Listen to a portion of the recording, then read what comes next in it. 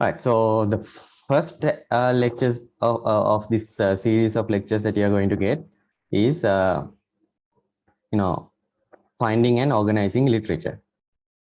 So our expectation is, I think you all are, somewhat aware of this as well. After the end of this semester, maybe towards the mid of this semester, you might have to figure out what kind of research do you plan on doing and to complete your MSc, not just the PG dip, but going beyond that to complete your MSc as well. So in order to do that, you have to pick a research topic, and you might have to pick a relevant supervisor as well, and then work along with that supervisor to start looking into the literature of the relevant research topic that you are going to look at. And so in order to help you with that, we'll first begin with finding and organizing literature, and then afterwards we'll build up from this lecture series and give you some experience and some guidelines regarding conducting research. And so the first one is finding and organizing literature. My name is Gaishan Amar Singh. I'm a senior lecturer at the department. Some of you, or most of you, have met most of you because I can see some very familiar names. Right. So I'll be conducting the first time. Okay, so before we begin or jump into the whole lecture series, so let me give you some brief expectations of this research seminar course, because unlike the other courses that you are taking during this semester and the previous semester as well, this is more focused towards conducting research, reading papers, and gathering the literature related to your research. So the expectation at the end of the day, you can read through these points as well. I will provide the slides later on. Is to give you some hands-on experience, give you some idea about how to conduct research, what needs to be done. Is it just reading papers, or is there something beyond that? Right. So if you are reading papers, then how do you find those papers? What can you do? Right. So what are the expectations of research when it comes to doing it at the level of a master's degree? Right. So I'm not going to go through each and every point here, but I think you get an idea about what we plan on achieving in this course. Right. So this is a brief outline of what we are going to cover today. So as I mentioned, I have a bit of a tight deadline, so that's why I'm going through these things a little bit faster than what I normally do. And there's a demonstration that I would like to do, towards the end as well. So hopefully we'll be able to finish it all before, within the 1 hour that we have. And so we'll begin with introducing what is a literature or what is a research to you, and then why do we do research, right? Why do we read research literature? And then some guidelines or some tips about finding research literature and determining their quality, determine the quality of the venue, and then we'll look at how you can organize this research literature. What are the tools, what are the methods that you can follow? Right. So this is not a definitive guideline. So it's more like a suggestion, more based on our experience, the experience of the lecturers, as well as what we have been doing, in our higher studies. So you are of course free to come up with your own workflow, come up with your own methods of doing this. But we hope that you will find these tips a bit helpful to you towards the end of this semester and beyond that. And yeah, I'll introduce a workflow for finding and organizing literature. This is basically my workflow, so I hope at least some of you will find that or maybe improve that even. Right? So depending on how you like to do things, and a bit of a demonstration, and then some resources so that you can go and try things out yourself. Right? So this is what we are going to cover today. Okay, so let's begin with what is research literature. So this is something that I took from, can you all see my full screen? Or yeah, okay, that's better, I think. Right, so this is something that I took from the Purdue online writing lab, Purdue OWL. If you have not visited here, and if you are writing, or if you are interested in, if you need some tips or if you need some help with writing, then this is an excellent resource, not just for this purpose, but if you just go there, the URL for this statement is available here. But if you go to this one, then you will find lots of other relevant resources about writing. So this is a good resource. So if you're interested, please go and have a look. So this is their definition. So this is not the final definition, or this is not the exact definition, or this is not something that everyone would agree on even. Right? So this is one definition for research or research papers. Right? So a research paper is the culmination of final product of an involved process of research, critical thinking, source evaluation, organization, and composition by Purdue Online Writing Lab. And so this is, I think my expectation was to introduce you what exactly does it mean to have research literature. Literature means some kind of a collection of writings, right? So what does it mean to have something called research literature or research paper or research journal paper, conference paper, right? Manuscripts, right? So what are those things? So thesis, right? So all of these can be considered as research literature, but they are kind of special in the sense. So for example, if you compare it with the textbook and a research literature is quite different. Textbooks are, they are to introduce you some ideas, basically to something that you can use for getting the content of a course, or some ideas about a certain topic, what it means, and how it can be evaluated and so on, right? But research literature goes a little bit beyond that. It introduces a novel concept most of the time, at least that is the expectation, right? Novel concept mean in the sense that you are trying to push the boundaries of the knowledge, right? So that's a way of putting that. So as it is mentioned here, it's a collection of various things, right? So you are of course conducting some research, right? So you are looking into things, you are trying out a hypothesis, or you are trying out an idea, you are trying to implement something new, or trying to suggest a new framework or new way of thinking, right? And this is based on your critical thinking, your supervisor's critical thinking, or the people who are involved in this research, their critical thinking, right? And then you evaluate sources in the sense, whatever the existing work that is done around this work that you are doing, you have to evaluate that. What have others done, right? So what does that mean? What are these resources that are there? Why do they say that this cannot be done, or why do they say that if you do it this way, it is better than doing it in the other way, right? So you must look at existing work. Unless you are introducing a completely new research area that no one else has worked on, I'm pretty sure that you will have other prior work that are related to this. Then you have to look into that and see what others have done. So we say that research is conducting, when you're conducting research, but we say that we are standing on the shoulders of giants. So that basically means is, there are work that others have done. There are lots of researchers out there. They have introduced new things. They have evaluated certain concepts. They have established a certain existing framework or certain existing level of work, and you are trying to stand on top of that and push that level of work slightly above. That is the expectation of producing a research literature. And so you must evaluate existing work as part of preparing research literature, and then you need to organize them, compose them, evaluate them, plot them, right? Summarize them. You have to do various other things as well, but that is what we refer to as research literature. So in this series of lectures, we'll quite a lot focus on this idea of source evaluation, looking at the prior work, seeing how we can collect those prior work, how we can evaluate them, how we can organize them, how we can critically analyze them, and try to figure out how we can come up with a new research idea based on the existing work, right? So existing work covers what is already there, right? So by looking at it, you should be able to figure out, okay, these things have been done in this area, but this is not something I can see that it is not something that is available, or something that has been done up to this point, right? So then that becomes something new that you can try to figure out, or something that you can work on, right? So this is how we come up with research ideas as well. We read the existing work, look at what is already there, and then try to identify what we call as research gaps, right? So identify these gaps and try to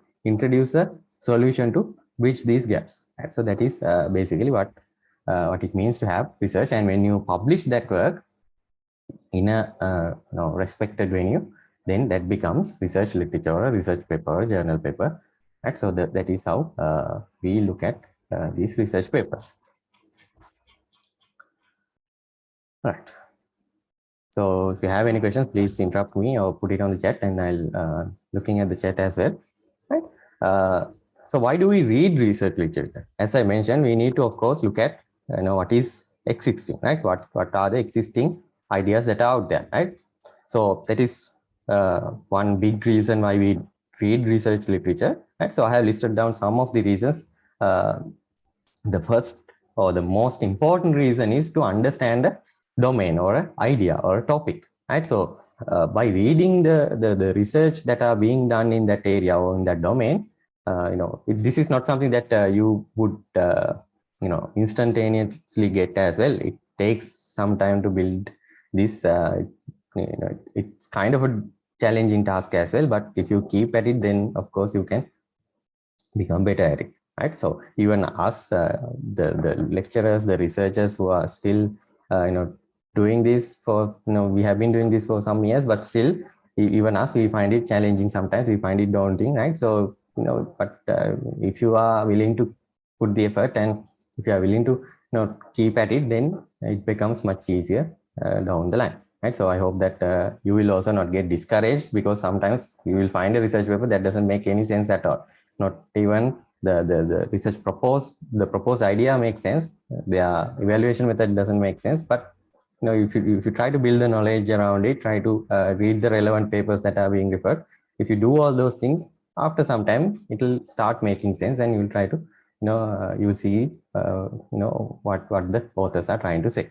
Right? So just need to make sure that you put enough effort into it. Right? So the first reason is to understand a domain. Then stay updated about the state of the art of a domain. As I mentioned before as well, so research papers, unlike a textbook, especially research papers introduce novel ideas, very cutting edge or the state of the art ideas about a certain research group. They are trying to push the boundaries. So you are reading the what is mentioned in the boundaries, especially if you are reading recent research papers. Right? So older ones will of course will be bit older, and there have been newer papers built on top of them. Right? So if you are reading the latest ones, then those are what is known as the state of the art. Right? So to stay updated about the state of the art, you of course will have to read research papers or research literature. Right? And then acquire information from a verifiable source. This is also important, because when you say you have a published research paper, then that means that is something that has been peer reviewed. Peer reviewed means when you submit a paper to be published, then it goes through a process of getting reviewed by experts in that area. Right? So existing researchers who are working in that domain will be reviewing that work to see whether what you have done is credible, whether you are trying to address a real problem, whether your solutions are correct, whether your assumptions are correct, whether what you're trying to do, whether it makes sense from the domain expert's perspective. Right? So if someone like that has accepted your paper, then that means the experts in that domain see the value of your work. So if you are reading a paper that has been published like that, then of course okay, this is a paper that that has been accepted by peers in that domain. So that means this is something that I can confidently trust as well. Unlike some blog post that is there on the internet that someone has typed and published without any reviewal process, this is a much better verifiable resource. So it is very important. That is why when you are publishing research, you need to have citations of such verifiable resources as well. So if you just cite a blog post that someone has posted on the internet, there's no way of verifying the source of that unless you do their experiments, and you can confidently say that what they are saying is also can be verified through my research that you have presented here, right? But if you have published work, then that is much easier to do, so that someone else has done the work for that, and you can confidently say this is indeed something that is accurate and something trustworthy.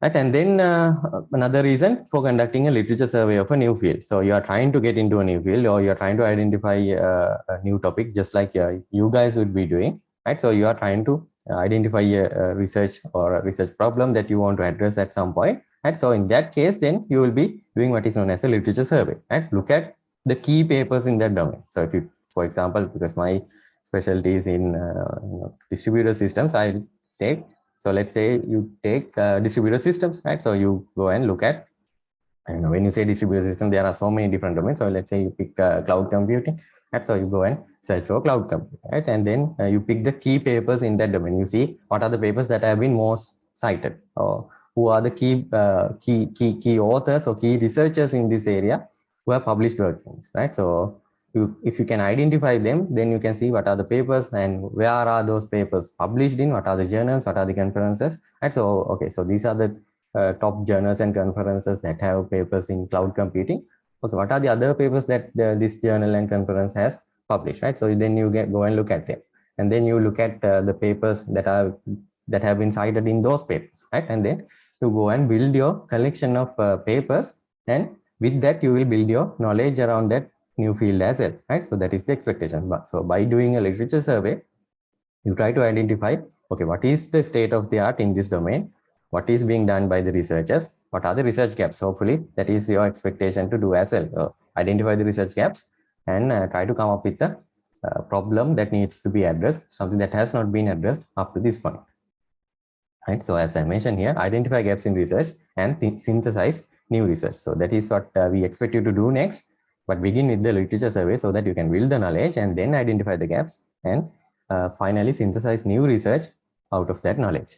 And then finally, if you are reviewing for a conference or a journal or even for a class, that just like you will be doing for this course, you might be reading research literature as well, right? So this is something, if you are reviewing for a conference or journal, it's not something that you will be doing at the moment, but sometime down the line, if you are willing to continue your higher studies, you might even get into that as well. And so these are not the only reasons. As you can see here, there are other reasons as well. These are the ones that I have listed here. All right. So next we go on to the topic of finding research literature.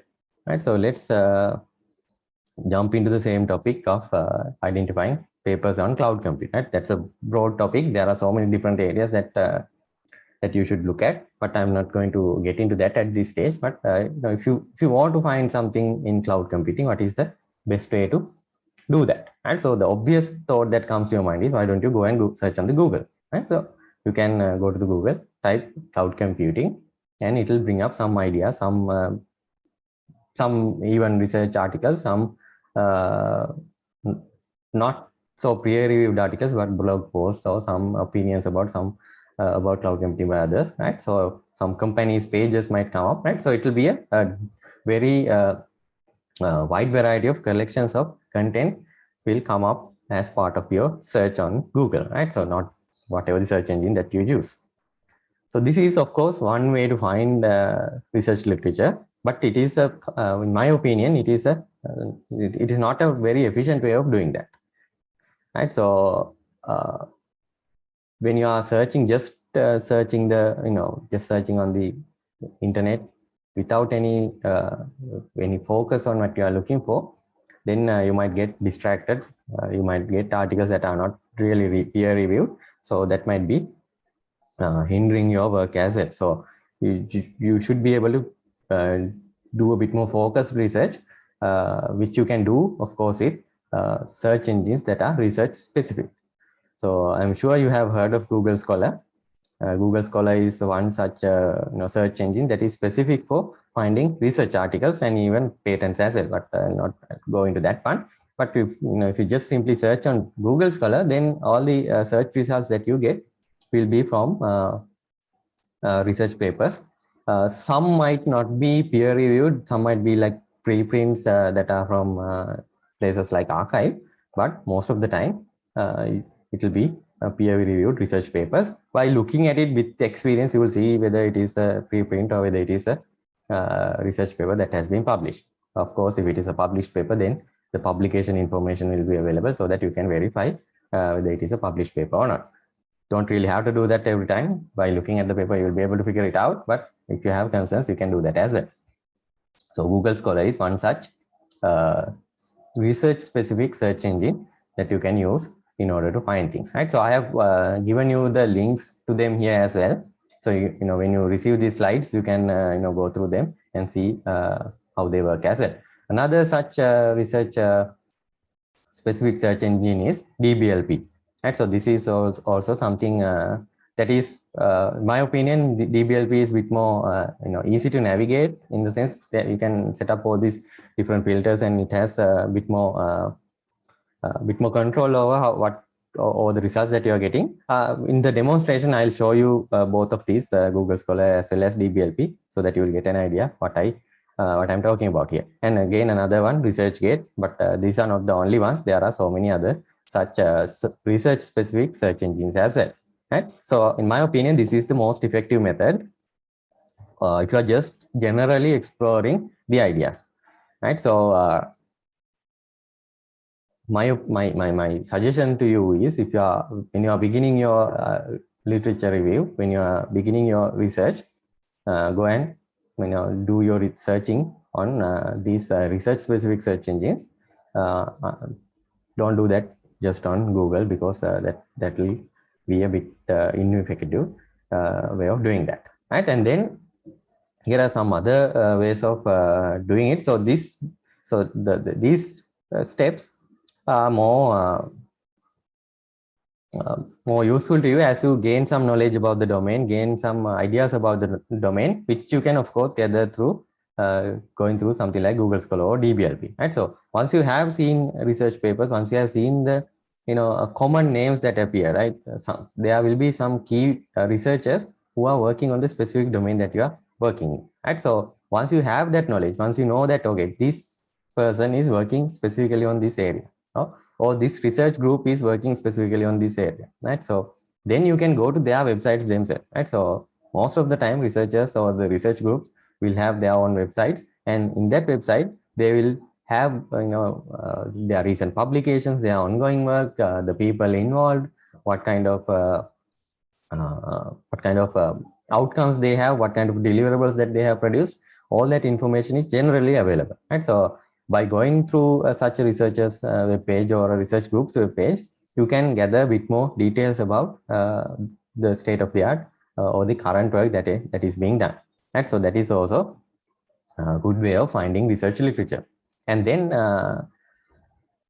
so when you have built a collection of research papers like that, then you know at some point you will start reading them, and then you will see that, okay, these papers are also referring some other papers as well. So if you have a set of promising research papers that are relevant to you, and then you can look at their references as well and figure out, okay, these papers, all these papers are referring these two papers, so I better go and read that paper as well, right? And then that way you can add more papers, more relevant papers to your collection as well. So that is also a good way of finding research literature. And then this step, browse the recent issues of journals and conferences in the area. This is something that you can do to stay updated as well, right? So if you are aware of a set of journals or conferences that are constantly producing work in that specific domain that you are interested in, I would suggest it is a good practice to go and read the recent issues of their papers or publications, and see what is there, what is being done at the cutting edge of these research areas, right? So then that way you will get a good idea as well. But again, it is also a good way to finding research literature in a specific domain. But as I mentioned, in order to do all these three steps, you need to have at least collected some papers. So this is a good step to start with, going with a research specific search engine. And then once you build work, once you build knowledge about that area, then you will identify the researchers, research groups, top journals and conferences, and then you can go and dig into them as well. And then of course, some other ways of finding research literature: library. I know that we are not really accessing the library that often, and libraries don't get that much of a recognition. Sometimes that's the fault of the libraries as well. But library is really a good resource for finding work, right? So they might have access to. So generally, even at UOM, through the library, you get access to certain resources that are specific, or that are subscriptions that the university has acquired for research purposes. You can access them through as well. If you have any concerns, you can contact the library and get their opinion as well. But consider the library as a good resource if you are conducting research. Might not really apply to you, because you might not be going to the university anytime soon. But if you are going, library is a good resource.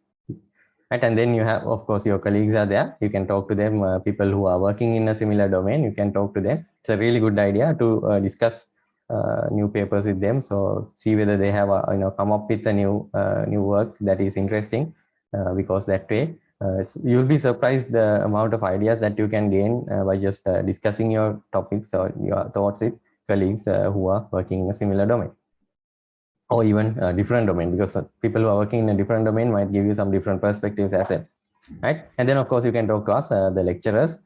We might also be able to help you with some finding some of these work. And of course one other thing is, sometimes when you go to these research specific search engines, you will see that some papers are not openly accessible.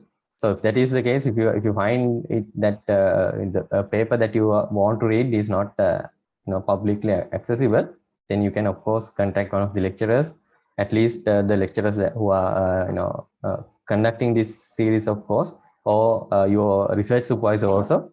You can contact them and let them know, I'm looking for this paper but I'm unable to download it. I'm sure a lecturer will find a way to download that paper for you, right? So if that is also a way that you can find research literature. But don't don't email a lecturer saying, I'm looking for papers in this domain, can you find them? I don't think that's an effective way of doing it. If you have a very specific paper to download, then you can of course contact them and get papers from them, right? So these are some of the ways of finding research literature, right? So bit more ideas, a bit more broad ways of finding literature are here. So when it comes to it, so when you're looking for a specific idea, you will have a set of words that are relevant to your idea based on your own perspective, right? So sometimes you will see that other researchers have thought of a similar idea, but they're using different terms and different words to describe that. And so, for example, if you take the term of stream processing, and so that is a processing of a stream of events, right? But this idea has different ways. The same concept is expressed or explored in using different terms as well. So stream processing is there, complex event processing is used, even analytics, streaming analytics, right? So there are different words, different keywords that are being used to express the same idea. So if you just search for stream processing, then you will get papers in that area. Sometimes you might get some relevant papers, especially through Google Scholar. But if you are overly specific, then that might limit the number of papers that you are gathering, right? So my suggestion is, don't be overly specific, be a bit more generic, see whether you can come up with similar terms. So if you have seen something that sounds like it is related to what you're doing, type that into the search engine and see what that brings up, right? So broaden the definition of relevant papers so that you can gather a collection of papers. So once you have collected this paper, then you can go through them and discard the ones that you don't need. But gathering a large collection is important when you're doing the research, especially the literature review, right? And also do not look only for papers with proposals for competing methods. There will be, so let's say you are looking for a very specific, like, task scheduling for stream processing, right? So you are looking for that very specific topic. Don't just look for, proposals for competing methods. Look for just general task scheduling methods, right? So look for a bit, look for other ideas that might be relevant to your paper as well. So look for things like survey papers. Survey papers are literature surveys done on a specific topic, done by one or more researchers, right? So these survey papers, they don't really introduce a novel research problem, novel idea, but they introduce a novel way of classifying existing work, novel way of looking at existing work, right? So these survey papers are very, very helpful, especially when you are doing literature surveys, because basically what it means is someone else has done part of the work for you. They have looked at keyword. So these survey papers, generally, if it is a good survey paper, it will contain maybe close to 100 relevant good research papers, and they have classified it, they have critically evaluated them, they have compared them, they have summarized them, so that they have done most of the work. You just have to go through them and see what are the ones that are relevant, and then do use them in your work, right? So of course you should not directly copy them. You should go and read the papers and see how those papers are relevant to you. But it will give you, it will act as a guideline when you're doing it. So survey papers are very useful in that regard. And then there can be benchmark papers, right, where they are introducing benchmarks that can be used to analyze algorithms or analyze methods of doing things. And so those are also important. And then there will be vision papers. Vision papers are just pioneers in a certain domain will publish these vision papers describing what they wish to achieve. So these vision papers might contain ideas that are really not achievable at the current stage, right? But maybe 10 years, maybe in 20 years, they might be relevant to the area, right? So this also will give you some idea about the directions to look at. So it's good to look for such papers as well, right? And then you will find that occasionally there are several versions of the same paper with the same authors, same or a similar topic, right? So this, if you find that, then it's good to find the final version out of those papers. So these several versions will generally be preprints in an online archive and a conference publication based on that, and then a journal publication, which is an extension of the journal, the conference publication. So this is generally you will see this approach quite a lot, right? So if you find something like that, then it is good to use the version that the author declares as definitive. So most of the time that will be the work published in the journal, but sometimes it can, sometimes the conference paper and the journal paper might have lots of differences. So in that case, you'll of course have to consider both of those papers in your analysis. But if the journal paper is just an extension of the conference paper, then you can just refer the journal paper, and that should be sufficient, right? So but keep in mind, if you found a preprint, then see whether you can find the published work of that preprint instead of citing the preprint in your work, right? It's, as I mentioned, preprints are not peer reviewed most of the time. So it's good to use a published work, because that will give you a bit more ideas about or a bit more confidence about the content of that paper. Right, so these are some of the ways of finding research literature. Keep in mind that finding all relevant work is hard. It is almost impossible to find all relevant work and read through them and then analyze them and put them together, right, or summarize them. Right? This is a very difficult task. But finding all significant work in your research area is a critical part of doing research. If you don't do this, then your work might be repeating something someone else has already done, right? That's a waste of your time. It's not something that is going to get accepted by the peers in your domain as well. So they will say that, okay, you have done this work, but this person has done the same thing 2 years back, right? So why didn't you look at their paper, right? So that way, that might even ask, lead you to do some more work, because whatever you have done up to this point might be obsolete to a certain extent, right? So keep in mind, you don't have to look at all relevant work, but identifying all significant relevant work is very important.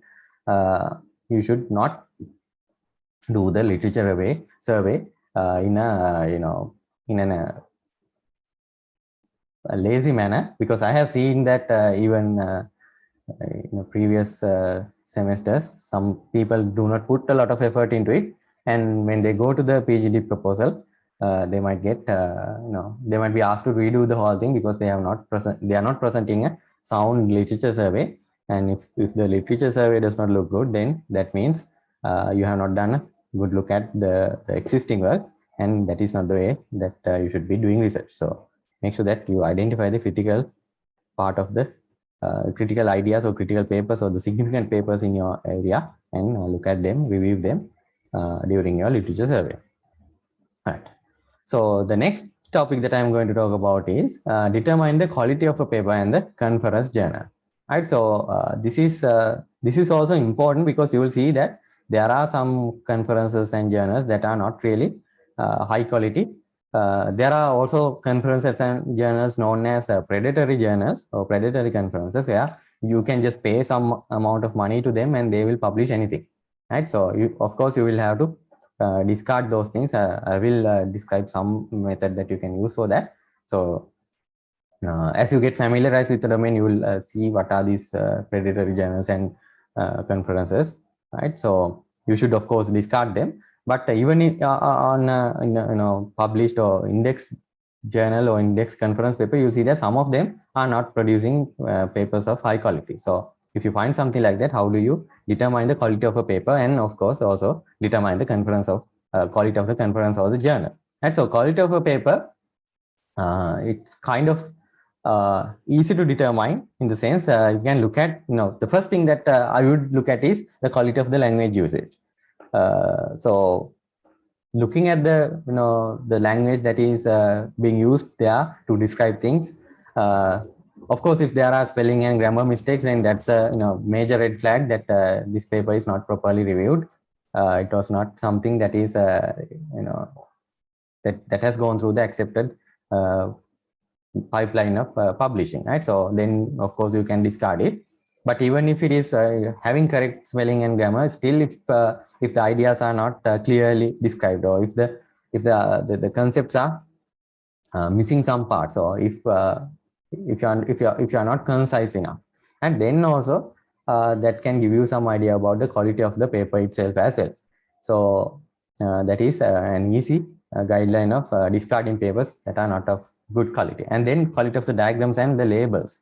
And so if you see a diagram and if you see that it is just a screenshot of something, some other diagram taken from a paper, then it will be kind of obvious because of the quality of the diagram and how it looks. So that is also again not a good way of doing research. So the content in the diagram, whether it makes sense, whether they are properly labeled, then that's also important. Then the quality of the plots and charts. If the plots and charts do not have their axis labeled, then again not a good way of doing publication. So even if the plots and charts are not really readable, or they are not really relevant to the idea that is being expressed, sometimes people use complex plots and charts just because they want to show that they have done something important. But if you just had a simple bar chart or something to show the summary of your findings, then that would have been sufficient.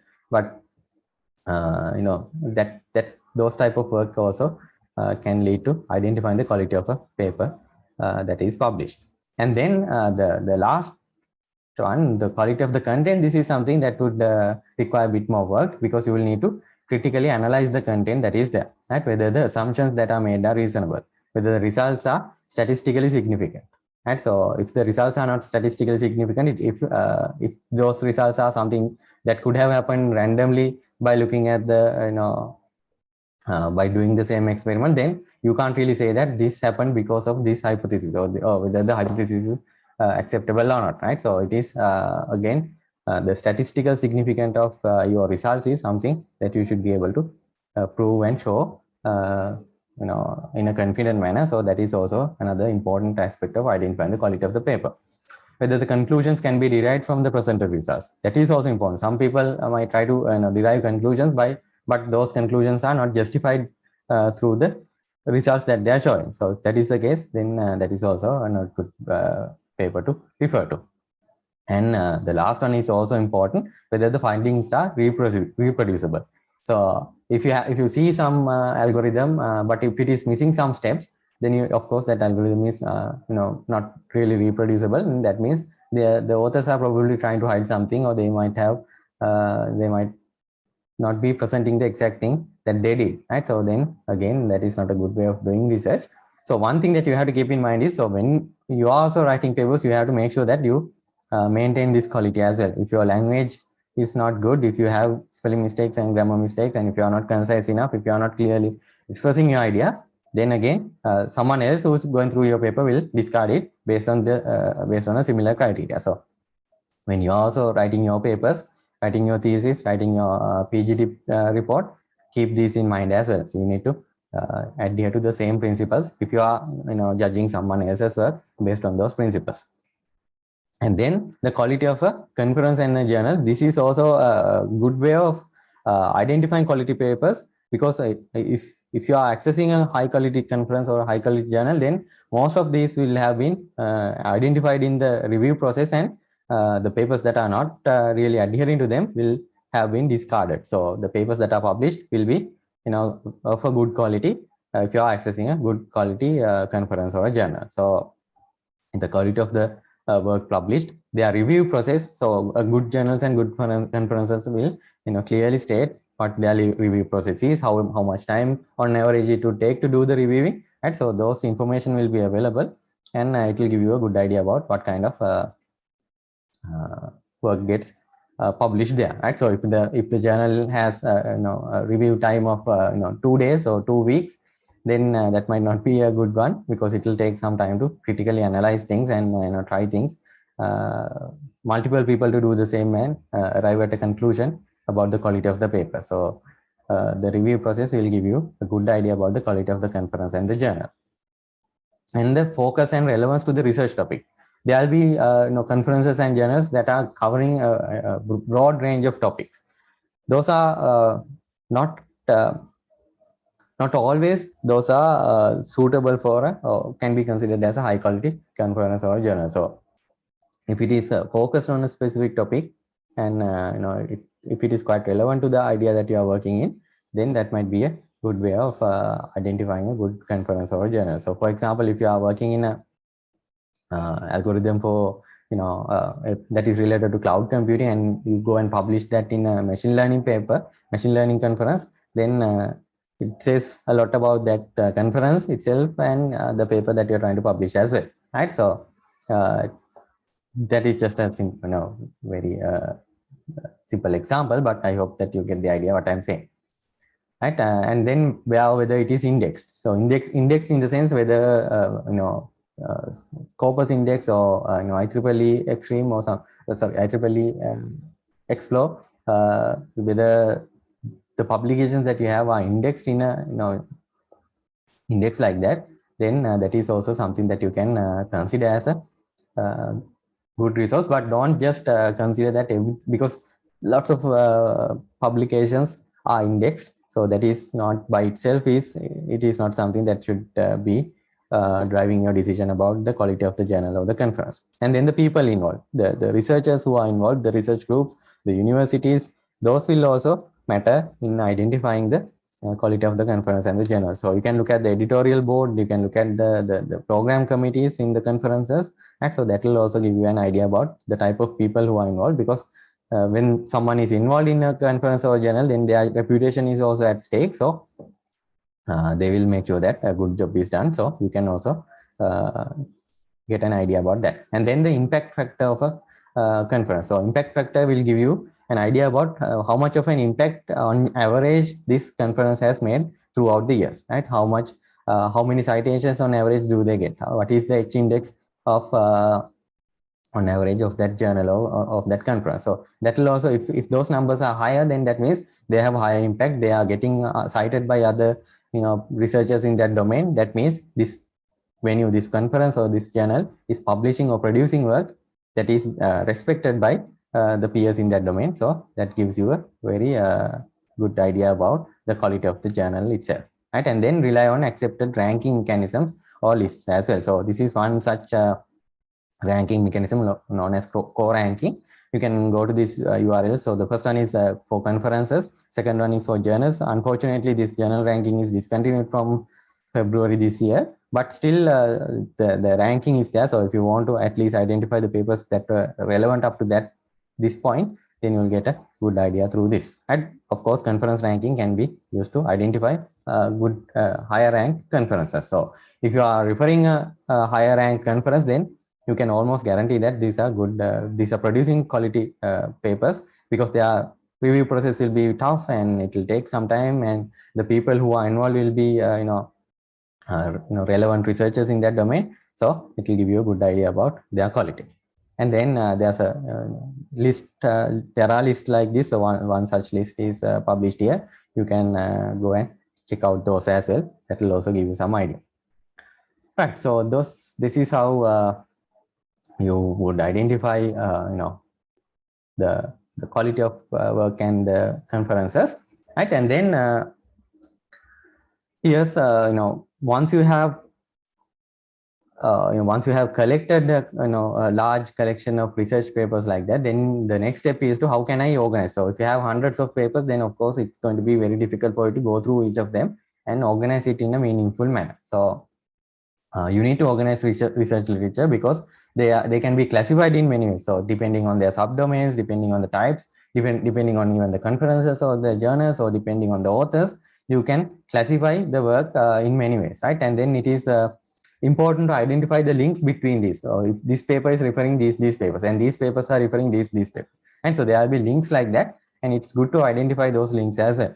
And sometimes the papers that you identify for us, one research problem can be applied to another research problem that you are working next as well, right? So then you will have to copy some of those work into this work, and then continue from there. And of course, at the end of the day, it is useful when generating the bibliography, which you will be using when you're writing your PhD report, or writing your MSc thesis, or writing your research papers.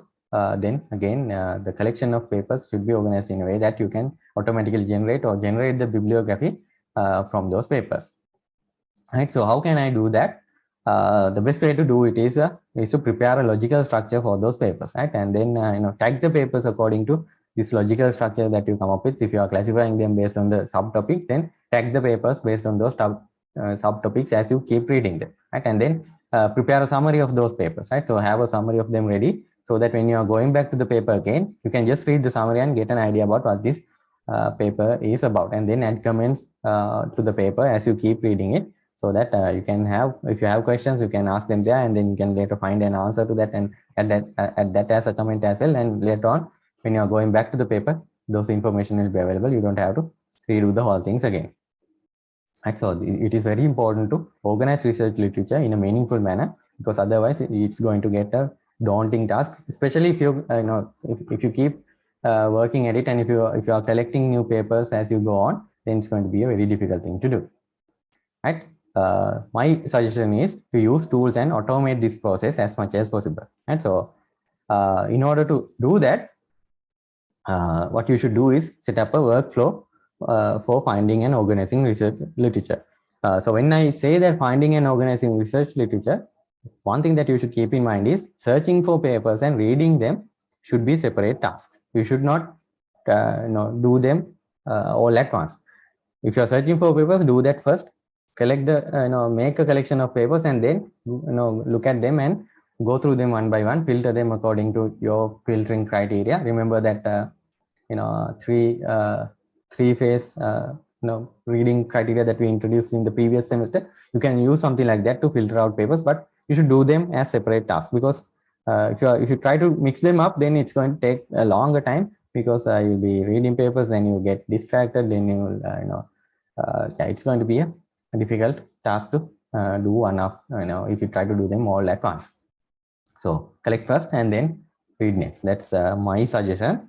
You of course need to come up with a different way as well. And then when you are gathering materials, simple way is to download them into directory and go at read them one after the other using some kind of a PDF reader. If you are if you want to print and read it, then that's also a way of doing it. But that is, my opinion is, that is not really an efficient way of doing it. What you should be doing is using a reference management software, something like Mendeley, Zotero, or EndNote, or something like that. But I didn't include EndNote here because as far as I know, EndNote is not free to use. So it's a good tool, but it's not really free. So if you have access to that, then of course you're free to use it. But these two are good tools that you can use. Zotero is of course open source. Mendeley is not open source, and recently Mendeley has become kind of a difficult tool to use as well. But older versions are still working, and you can use one of those older versions to help you with your work as well. And then organize them, organize the papers logically using a tool like this. I will show you some tips of how you can do that, and then later read and analyze them. Because that way, once you have organized it, then you can go after one after the other, read their ideas, read the introduction, the proposed idea, and then see whether it is relevant. If it is not relevant, discard it then and there, and then move on to the next paper. And that way, you will build a nice collection that is going to be a good review, good collection of literature in a particular domain. All right, so that's that's the lecture part. Let me get to the demonstration part as well, because yeah, we have a few more minutes. I think we can get to that. I hope you all can see my screen. Yes. Sir. Okay. All right. So I'm going to show you, Google Scholar is of course a tool that you should use.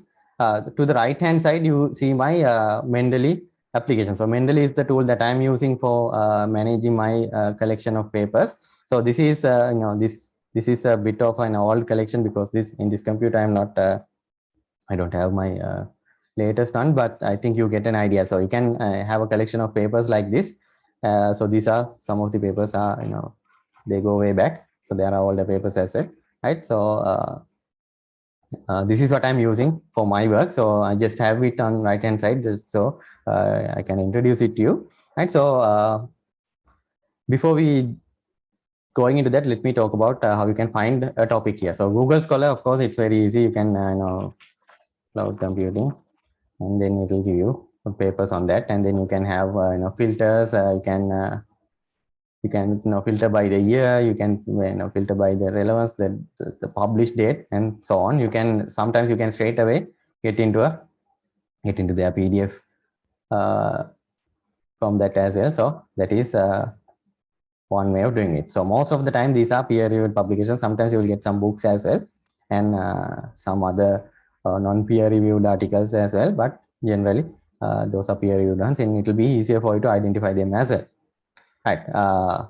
The next tool is DBLP. So this is a kind of a specific search engine that is again very useful when you are looking for papers. So the advantage of DBLP is, of course, you can search for something like cloud computing here as well. But if you have, let's say that you want to find publications of a specific journal, let's say you want to find IEEE Access, then it will give you the publications of that journal. So in this case, it's showing that the volumes of IEEE Access throughout these years. That volume 10 contains, which was published in 2022, and you can see all the papers that were published in that journal, IEEE Access, and all the work that have been done there. Right. So this way, you can simply go and access the paper, electronic edition DOI. So because IEEE Access is open access, you can straight away download the paper as well.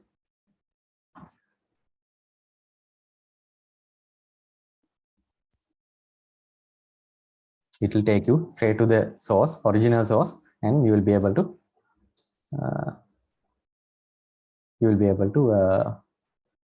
I hope you can see my screen, right? Yes. Okay. Thank you, Satyam. Right. So then straight away you can go to the source and access the paper. Right. It will download the paper. So that is the advantage of using DBLP. So DBLP, you can search for example, if you search straight away IEEE Access and cloud computing, then it will give you that information as well. So one other, so you can see these are cloud computing related publications on IEEE Access.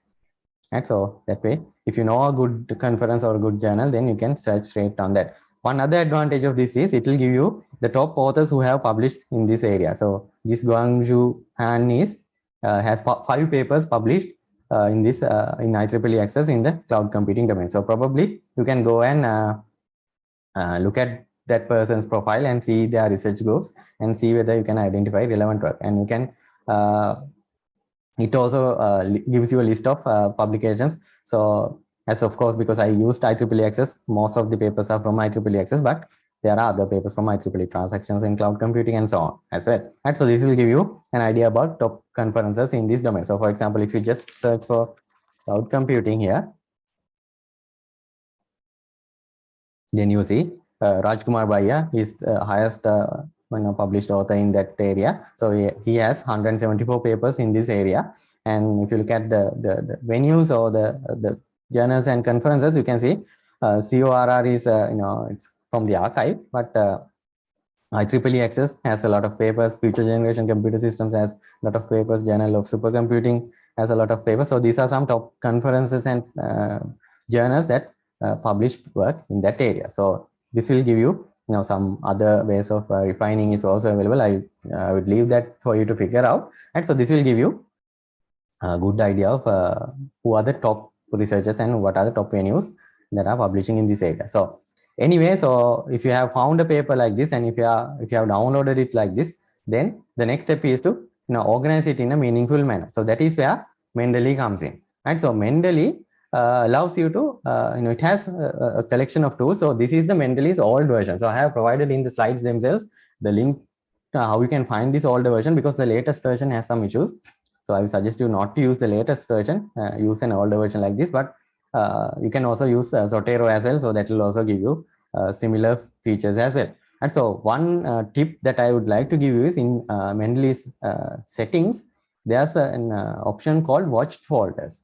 And so in the watch folders, if you assign a particular folder to be watched and mark that as watched, then the advantage is Mendeley is automatically watching that folder. So whatever the papers that you download here, let's say you want to download this paper.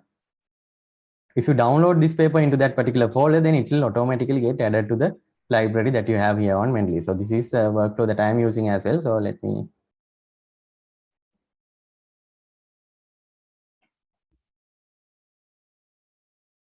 So I have downloaded that one. Then automatically you can see that that paper is automatically added here. Cost and energy efficient task scheduling technique to offload microservices based on so on. Right. So automatically that paper got added into my library. So now I can, let's say I want to, I'm working on a task scheduling. I'm working on a paper on task scheduling. Right. So now what I will do is just go there and drag this paper into this one, so that under this topic, that paper will be, sorry, I think I clicked it, misclicked it.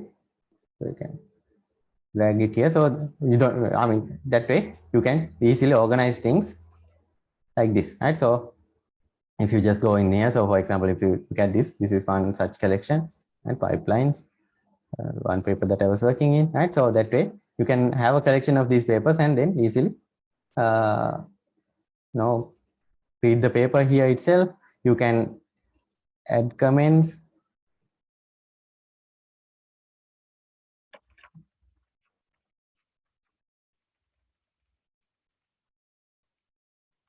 Right? So that way, when you are looking at this paper again, then it will give you an idea, right? And then of course you can add notes, you can add the summary here. Let me show you such a summary. This one. And so this is a paper that I have read some time back, and something that I have summarized. So you can see I have a lot of comments. I have summarized this paper, even though I don't remember what this paper is doing at this moment. I can just go through the summary and quickly get an idea what the paper is about, and then what my thought process was back then when I was reading it. And so that way it helps me to easily get back into the idea that is there, right? So especially when you are collecting the papers now, and when you start writing the MSc thesis, then you will see that there are some papers that you don't even remember reading, right? So if that is the case, if you have a summary like this, then that's definitely going to help you with that work. Right, so this is a very simple demo. I hope you got the idea of the importance of this of using such a tool. So please, if you have if you are if you are starting your research, think of using a tool like that to help you guide the whole process, right? And then here are some resources. I will provide the slides to you, and also the recording will be also made available, right? So you can go through the slides.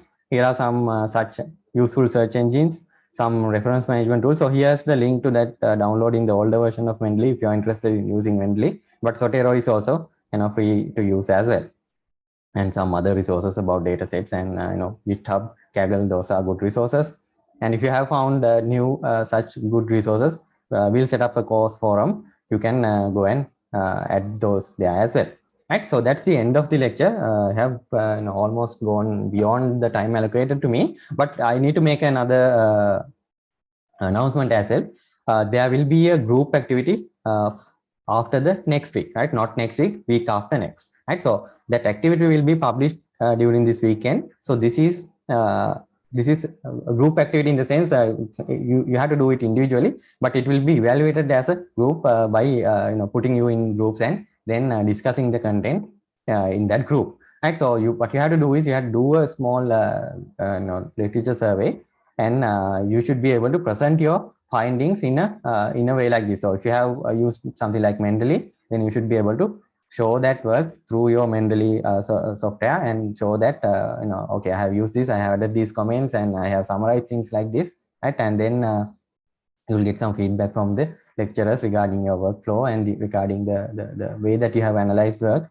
and so on, right? So don't really have to use just Mendeley. If you are just using a file directory and a PDF reader, that's also fine. If you are familiar with that, then go ahead and do that. If you want to show printed paper and your written notes, that's also fine. It will be a bit difficult to show, but that should be okay as well, right? So finding out the process that suits you most is up to you, but make sure that you are ready to do that. The task will be published on the Moodle, so please be ready to do that as well, right? So next week we'll cover about synthesizing literature, right? Analyzing, critically analyzing, and then formulating a problem as well. So that will be covered next week. So please join these sessions, because I'm pretty sure that this will help you with your PGDIP report. All right. Okay, so I took 3 extra minutes of your time. I hope that's okay, right? So if you have any questions, please go ahead and ask. Otherwise, we can conclude the lecture here.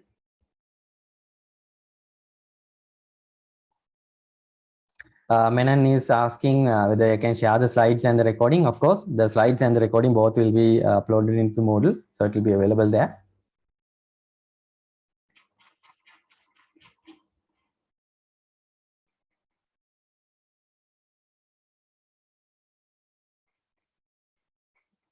All right, so looks like you don't have any further questions. So I'll end the lecture here. Thank you, everyone. Thank you for joining, and please make sure that you join the rest of the series as well, because that will definitely help you. Go and have a look at these tools. Go and have a look at the think of a research idea that you want to do as well, right? And then look at the assignment that will be posted on the Moodle as well. All right. Thank you, everyone. Have a nice weekend.